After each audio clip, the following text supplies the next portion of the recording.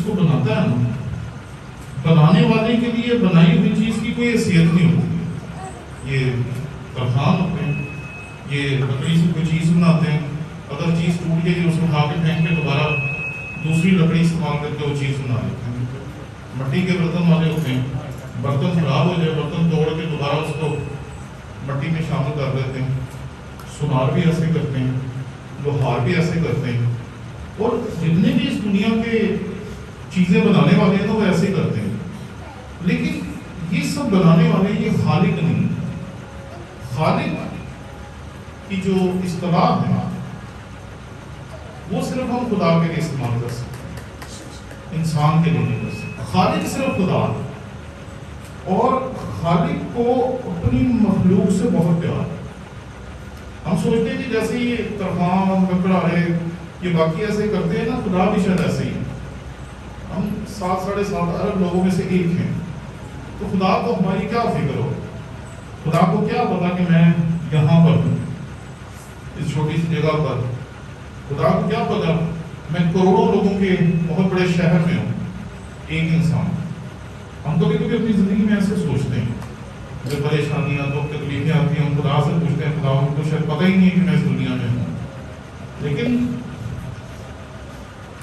خدا نے جب تجھے بنایا، جب مجھے بنایا، جب آپ کو بنایا، جب ہم کو بنایا، تو ہم اس کے لیے بڑی قیمتی مخلوق. کیوں؟ کیونکہ خدا آدم کو چھوڑتا نہیں. جو ترخان لکڑی کے ساتھ کرتا ہے، جو کمہار مٹی کے ساتھ کرتا ہے، جو لوہار لوہے کے ساتھ کرتا ہے، جو سونار سونے کے ساتھ کرتا ہے، وہ خدا نے آپ کے اور میرے ساتھ نہیں. اس نے آدم کو ختم نہیں کر دیا، اس نے آدم کو ختم نہیں کر دیا. اس نے نافرمانی کی، اس نے گناہ کیا، خدا کے راستے سے بھٹک گیا، لیکن خدا نے اسے ختم نہیں کیا. بلکہ خدا ایک باپ کی طرح اس کی رہنمائی کرتا ہے. خدا نے اسے ایک ہی شریعت دی، ایک ہی جملہ تھا جو خدا نے اسے کہا تھا کہ تو باغ کے تمام درختوں کا پھل کھا سکتا ہے، پر یہ جو درخت درمیان میں اس کا پھل تو نہ کھانا. اس کی صرف اتنی شریعت تھی. لیکن پھر خدا نے جب دیکھا کہ وہ گناہ میں گر گیا، پھر خدا نے اس کی انگلی پکڑ لی اور اس کو چلانا شروع کر دیا. اور چلاتا گیا اور اپنے لوگوں سے کلام کرتا رہا. اب دیکھیں بہت سے نبی ہیں وہ لکھاری، انہوں نے کتابیں لکھی، جیسے آپ ابتدائی سے لے کے مکاشفہ تک بہت سارے نبیوں کے نام پڑھتے ہیں جنہوں نے بائبل کی کتابیں لکھی ہیں. لیکن بہت سارے نبی ایسے ہیں جن کے بارے میں ہمیں پتہ نہیں ہے کہ انہوں نے کوئی کتاب لکھی ہے یا نہیں لکھی، کیونکہ اگر لکھی ہوتی تو وہ ضرور بائبل کا حصہ ہوتی. لیکن بہت سارے نبی ایسے ہیں جنہوں نے کوئی کتاب نہیں لکھی، جیسے ایلیا، جیسے الیشا ہے، جیسے ناتن ہے. ناتن کی اہمیت سے آپ انکار نہیں کر سکتے، کیونکہ اس نے داؤد کے سامنے کھڑے ہو کر کہا تھا کہ تو نہیں کہا. لیکن وہ لکھاری نبی نہیں. خدا نے انسانیت کی انگلی پکڑ کر چلنا شروع کر دیا، اسے چلانا شروع کر دیا. اس نے ایک شریعت سے اپنی شریعت کو بڑھانا شروع کر دیا تاکہ انسان اسے سمجھ سکے، جان سکے، اور خدا کی انگلی پکڑ کے چلتا ایک وقت آئے کہ وہ دوبارہ خدا کی بادشاہت میں داخل ہو جائے. یہ خدا کا اصل مقصد تھا آدم کے ساتھ. اور آپ دیکھتے ہیں کہ پرانے عہد نامے میں ہمیں لوگ خدا کے لیے قربان دہ بناتے ہوئے نظر آتے ہیں، قربانیاں چڑھاتے ہوئے نظر آتے ہیں، خداوند کے لیے وہ فرق طریقے کی قربانیاں چڑھاتے ہیں. تو ان ساری باتوں کو دیکھنے کے بعد جب ہم شریعت کی کتاب میں آتے ہیں، جو کہ ویسے تو پیدائش سے ہی شریعت کی کتاب شروع ہو جاتی ہے، لیکن شریعت کی زیادہ باتیں جہاں سے شروع ہوتی ہیں وہ تب ہے جب موسیٰ. تو موسیٰ کو خروج کے 20ویں باب میں خدا جو بات کہتا ہے وہ بڑی دلچسپ ہے. یہاں پر لکھا ہے، اگر آپ کے پاس خداوند کا کلام ہے تو ذرا دیکھیں. اور خداوند نے موسیٰ سے کہا تو بنی اسرائیل سے یہ کہنا کہ تم نے خود دیکھا کہ میں نے آسمان پر سے تمہارے ساتھ باتیں کی. تم میرے ساتھ کسی کو شریک نہ کرنا، یعنی چاندی یا سونے کے دیوتا اپنے لیے نہ گھڑ لینا. خدا بتا رہا ہے کہ مجھے تم نے پہچان لیا، مجھے جان لیا، میں نے تمہیں اپنا دکھایا ہے، اپنا آپ ان پہ ظاہر کیا ہے، ٹھیک ہے؟ تو اب گمراہ نہ ہو جائیں، نوح کے لوگوں کی طرح دیگر قوموں کے دیوتاؤں کو نہ ماننا شروع کر دیں، دیگر قوموں کے دیوتاؤں کی پرستش اور عبادت نہ شروع کر دیں۔ یہ خدا سے منع کرتا ہے کہ ایسا نہ کر دینا، یہ غلط ہے۔ لیکن آگے جو خدا کہتا ہے وہ بڑا دلچسپ منظر ہے، میرے ساتھ دیکھیے 24 آیت، اور تم مٹی کی قربان کا میرے لیے بنایا کرنا اور اس پر اپنی بھیڑ بکریوں اور گائے بیلوں کی سوختنی قربانیاں اور سلامتی کی قربانیاں چڑھانا، اور جہاں جہاں میں اپنے نام کی یادگاری کروں گا وہاں میں تیرے پاس آ کے تجھے برکت دوں گا۔ ایسا خدا حکم نہیں دے گا، حکم نہیں خدا دے گا، خدا موسیٰ کو ایک روایت اپنے لوگوں کو دینے کے لیے کہہ رہا ہے، ایک روایت کہ اس چیز کو لگاتار کرتے رہنا، جیسے مسیح خدا نے کہا تھا کہ میری یادگاری کے لیے یہی کیا تھا۔ اسی لیے ہم پاک اشاعت اور بپتسمہ یہ دو سیکرامنٹ جو ہے اس کو ہم مانتے ہیں، کیونکہ یہ دراصل جاری رکھنے والی چیز تھی۔ اگر آپ نے اس آیت کو غور سے پڑھا تو یہاں یہ نہیں کہا کہ تو بنانا، بلکہ یہاں کچھ اور ہے، اور تو مٹی کی قربان کا میرے لیے بنایا کرنا، لگاتار بنایا کرنا، جب بھی تجھے قربانی دینی ہو میرے لیے قربان کا بنانا، لگاتار قربان کا بنانا، لگاتار قربان کا بنانا۔ تو میں سوچ رہا تھا کہ کبھی کبھی ہم سوچتے ہیں کہ خدا کو سب کچھ ہی قبول ہے، خدا کو سب کچھ ہی پسند ہے، ہم جو کچھ بھی کریں وہ خدا کو پسند آئے گا، ہم جو کچھ بھی کریں گے خدا کو اچھا لگے گا۔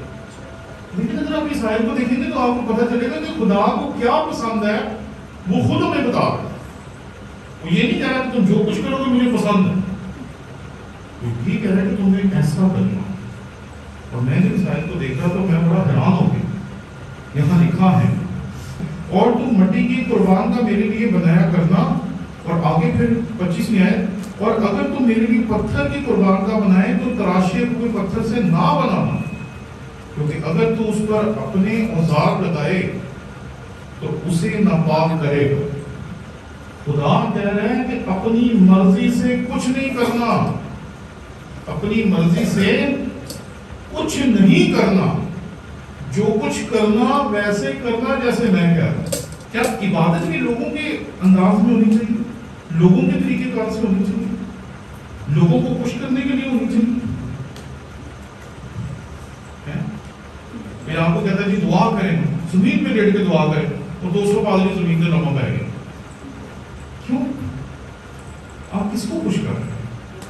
خدا کو یا لوگوں کو؟ This is very important thing۔ میں حیران ہوں اس بات سے، جب میں پڑھ رہا تھا تو خدا نے کہا تمہیں اپنے اوزار نہیں لگانے، اپنی عقل کو استعمال نہیں کرنا، جہاں جو پتھر تجھے قربان کے لیے چاہیے ہوگا وہاں وہ موجود ہوگا۔ مجھے عقل استعمال کرنے کی ضرورت نہیں ہے کہ میں ذرا سیدھا پدرا کر لوں، اور آپ جانتے ہیں کہ انسان نے جب بھی عقل استعمال کی کوئی نہ کوئی بکھرے ہی کام کر۔ ابراہیم نے خدا کی مدد کرنے کی کوشش کی، اس نے ہاجرہ سے شادی کر دی، خدا نے اسے نہیں کہا، خدا نے اسے کہا انتظار کر، ٹھیک ہے نا؟ ابھی آپ آنے والے دنوں میں پڑھیں گے یہودا اسکریوطی کے بارے میں، انہیں بھی کیا کہ شاید مسیح پڑھیا جائے گا تو کوئی بڑا معجزہ اٹھائے گا، انہیں مسیح نہیں پڑھا۔ جب آپ خدا کی مدد اپنے طور پہ کرنا چاہتے ہیں تو آپ اکثر اور ہم اکثر چیزوں کو غلط کرتے ہیں۔ ہمارا زندگی کا مقصد کیا ہے؟ یہ بہت ضروری ہے سوچنا اور اس کے اوپر عمل کرنا۔ ہم کسے خوش کرنا چاہتے ہیں، خدا کو یا لوگوں کو؟ اور آج کی جو دنیا ہے اس میں جو چیزیں نظر نہیں آتی انہیں ہمیں بھول جانے کی عادت ہے۔ ہم موبائل پہ دیکھتے ہیں، یوٹیوب پہ دیکھتے ہیں، اس پہ مشہوریاں آتی ہیں، کبھی کسی چیز کی کبھی کسی چیز کی، اور ہمارے ذہن انہی چیزوں کی طرف گھومتا ہے۔ موبائل ایسا ہونا چاہیے، کپڑے ایسے ہونے چاہیے، ٹھیک ہے نا، میک اپ ایسا ہونا چاہیے، لڑکوں کے شوز ایسے ہونے چاہیے، ایسی جینس پہننی چاہیے، اور 24 گھنٹے میں دکھاتے رہتے ہیں۔ لیکن یہ چیز میرے لیے نہیں ہے، میں کیوں پہنوں؟ یہ چیز مجھے نہیں پسند، میں نے نہیں پہنی۔ کہ ہم جس معاشرے میں رہتے ہیں ہمیں اس معاشرے کی اقدار کے مطابق زندگی گزارتے ہیں. اس لیے اس حقیقت کو سمجھیں جو یہاں پر کہی جا رہی ہے کہ خدا چاہتا ہے کہ ہم اس کی پرستش کریں. خدا چاہتا ہے کہ ہم اس کی عبادت کریں. اور مزے کی بات ہے کہ ہمیں شکر گزاری تب یاد آتی ہے جب پریشانیاں دور ہو جاتی ہیں, جب دکھ دور ہو جاتے ہیں, جب تکلیفیں دور ہو جاتی ہیں, تب ہم شکر گزاری کرتے ہیں, ہے کہ نہیں؟ لیکن جب تاریکی ہے, جب اندھیرا ہے, جب کچھ نظر نہیں آ رہا, تو پھر ہم شکر گزاری نہیں کرتے. پھر ہم خدا کو بھی تانے مارنا شروع کر دیتے ہیں. خدا مجھے بھول گیا, خدا میری دعا نہیں سنتا, خدا میرے لیے یہ نہیں کرتا, خدا میرے لیے وہ نہیں کرتا. اور ہم جس وقت شکر گزاری کی ضرورت ہے اس وقت ہم خدا سے شکایت کر رہے ہوتے ہیں. حالانکہ وقت وہ ہے کہ شکر گزاری کی جائے. میں نے اپنی زندگی میں کئی مرتبہ دیکھا, کئی مرتبہ پیسے ختم ہو جاتے ہیں, کئی مرتبہ رستے بند ہو جاتے ہیں. یہ پادری سلیم صاحب ہمارے پچھلے 20 سال سے ہمارے ساتھ بڑے گہرے روابط ہیں. انہیں سارا کچھ پتا ہے کہ ہم نے کتنا کچھ برداشت کیا یونیورسٹی میں پڑھانے کے لیے. بڑی مخالفت ہوئی, ہمارے اپنے لوگوں نے بڑی مخالفت کی. غیروں کی مخالفت تو ہمیں کچھ بھی نہیں کہتی, اپنوں کی تھوڑی سی دکھ تھی تو اپنوں نے بھی مخالفت کی, غیروں نے بھی مخالفت کی. اور میں ایک ہی چیز سمجھتا ہوں کہ جب مخالفت ہوتی ہے تو خدا اس مخالفت کی وجہ سے آپ کو ترقی دے. بس کوئی بھی اچھا کام کرنے اور مخالفت نہ ہو یہ ہو ہی نہیں سکتا. تو ہم نے جب دیکھا مخالفت ہوئی خدا نے ترقی دی, پھر مخالفت ہوئی پھر خدا نے ترقی دی, پھر مخالفت ہوئی پھر خدا نے ترقی دی, پھر مخالفت ہوئی پھر خدا نے ترقی دی. اور آپ لوگوں سے رشتہ داری پتہ کب ہوئی ہے؟ جب ساری دنیا نے ہمیں ایک طرح سے ایک کمرے میں قید کر دیا. سارے ادارے بند ہو گئے. جو ادارے چل رہے تھے انہوں نے کہا جی ہم آپ سے تعلق نہیں رکھنا چاہتے, آپ کے ساتھ ہمارے رابطے ختم.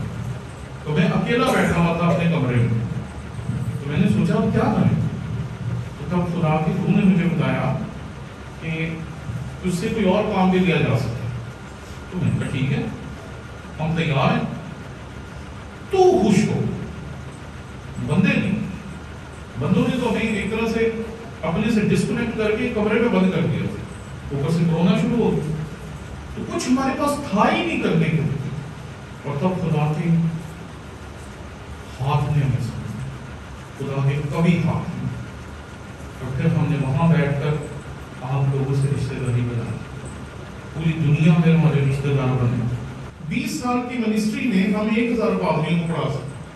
اور پچھلے 2-3 سالوں میں ہم لوگوں نے 30 لاکھ ویوز ہمارے آگے. 30 لاکھ. آج تک کبھی نہیں تھا سوچا کہ 30 لاکھ لوگوں کو ہم کلام سنائیں گے. کمپیوٹر ہمیں بتا رہے کہ 30 لاکھ ہو گئے. اچھا مجھے خود یقین نہیں آیا. پتہ ہے کیوں؟ کیونکہ ایک تو ہم کسی انسان کو خوش کرنے کے لیے کچھ کرتے ہیں, پہلی بات. دوسری بات, خدا چاہتا ہے کہ جب مخالفت ہو تو آپ اس کا شکر ادا کریں. جب چیلنج آئے, جب مخالفت ہو, جب دشمنی ہو, جب آپ کے خلاف لوگ کھڑے ہوں, آپ کے رستے بند کیے جا رہے ہیں, آپ کو لگے کہ ہم پہ ظلم ہو رہا ہے, پھر خداوند کو کہیں خداوند اس کے بعد تو لے کے کہاں جانا, اس سے آگے تو مجھے کہاں لے کے جانا چاہ رہا ہے. اور وہ آپ کو ترقی دے گا, وہ آپ کو کمال کی طرف لے کے جائے گا, وہ آپ کو آگے بڑھائے گا, وہ آپ کے لیے بلندیوں کے رستے کھولے گا. میں پہلی دفعہ ادھر آیا, میں نے پہلی دفعہ اس علاقے کے بارے میں سنا. پادری صاحب نے کہا کہ آپ نے جانا ہے, تو مجھے نہیں تھا پتا کہ آپ لوگوں نے اتنے سالوں سے آپ کی خدمت کلام کے ذریعے سے میں کہا. میں سمجھتا ہوں کہ یہاں جو خدا کہہ رہا ہے میرے لیے مذبح بناؤ. مذبح کے لیے آج ہمیں قربانیاں گزارنے کی ضرورت نہیں ہے. سیدھی سی بات, مسیح کی قربانی کی وجہ سے اب ہمیں قربانیاں گزارنے کی ضرورت نہیں. لیکن مسئلہ صرف قربانیوں کے لیے نہیں تھا ہوتا. مسئلہ ہوتا تھا دعا کے لیے, مناجاتوں کے لیے, درخواستوں کے لیے. تو خدا سے شکر کا تعلق قائم کریں. خداوند کو کہیں خداوند میں تیرا شکر گزار, خداوند میں تیرا شکر گزار ہوں، خداوند میں تیرا شکر گزار ہوں۔ ہم انسانوں کی طرف دیکھتے رہتے ہیں اور یقین مانیں انسان آپ کی کوئی مدد نہیں کر سکتا، کوئی کچھ نہیں کر سکتا۔ جس دن آپ نے اپنے اندر اتنی ہمت پیدا کر لی کہ آپ جب یہاں سے دیکھیں گے تو آپ کو پتا چلے گا کہ اس چھت کے اوپر کوئی ایسا ہے جسے آپ کی فکر ہے، تو اس کے بعد آپ کو کسی انسان کی فکر کام نہیں کرے گا۔